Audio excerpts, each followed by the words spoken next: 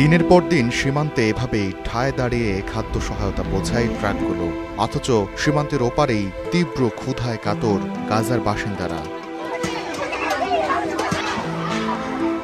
Israeli বর্বরতার প্রায় ২ বছরের মাথায় এসে জাতিসংঘ আনুষ্ঠানিকভাবে জানালো গাজায় দুর্ভিক্ষ চলছে সর্বোচ্চ মাত্রার। অবশ্য সংস্থাটি মনে করে ইসরায়েল শুধুমাত্র খাবার প্রবেশের অনুমতি দিলেই থামানো যেত এই দুর্ভিক্ষ।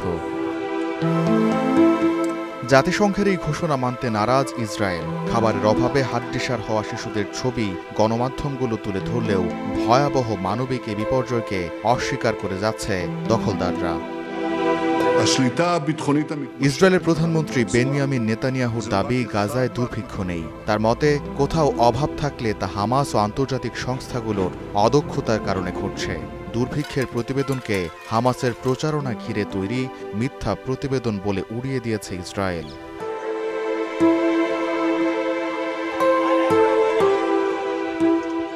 গেল মার্চ থেকে প্রায় ৩ মাস গাজায় সম্পূর্ণ অবরোধ চালায় ইসরায়েল। পরে আন্তর্জাতিক চাপের মুখে মে মাসের শেষ দিকে সীমিত ত্রাণ প্রবেশের অনুমতি দেয়া হয়। তবে আগের জাতিসংঘ নিয়ন্ত্রিত ৪০০টি বিতরণ কেন্দ্রের পরিবর্তে যুক্তরাষ্ট্রভিত্তিক বিতর্কিত সংস্থা গাজা হিউম্যানিটেরিয়ান ফাউন্ডেশনের ৪টি সামরিক নিয়ন্ত্রিত বিতরণ কেন্দ্রে খাদ্য সরবরাহ শুরু হয়। কিন্তু এই ত্রাণ বিতরণ কেন্দ্রগুলোতে খাদ্য দেওয়ার কথা বলে ডেকে নিয়ে গুলি করে হত্যা করে আসছে ইসরায়েল।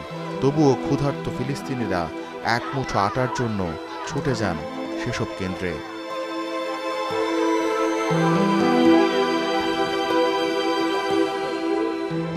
জাতিসংঘের তথ্য বলছে, মে মাসের পর থেকে এভাবে ১৭৬০ জন ফিলিস্তিনিকে হত্যা করেছে ইসরায়েলি বাহিনী। বিমান থেকে ত্রাণ ফেলা আরেক আতঙ্কের নাম গাজাবাসীর জন্য। ১ টনেরও বেশি ওজনের এই সহায়তার বাক্স কার ওপর পড়ে তার কোনো ঠিক নেই। ২০২৩ সাল থেকে এখনো পর্যন্ত ১২৪ জন চাপা পড়েছেন শুধু আকাশ থেকে ফেলা ত্রাণের চাপায়। এর মধ্যে মৃত্যু হয়েছে ২৩ জনের।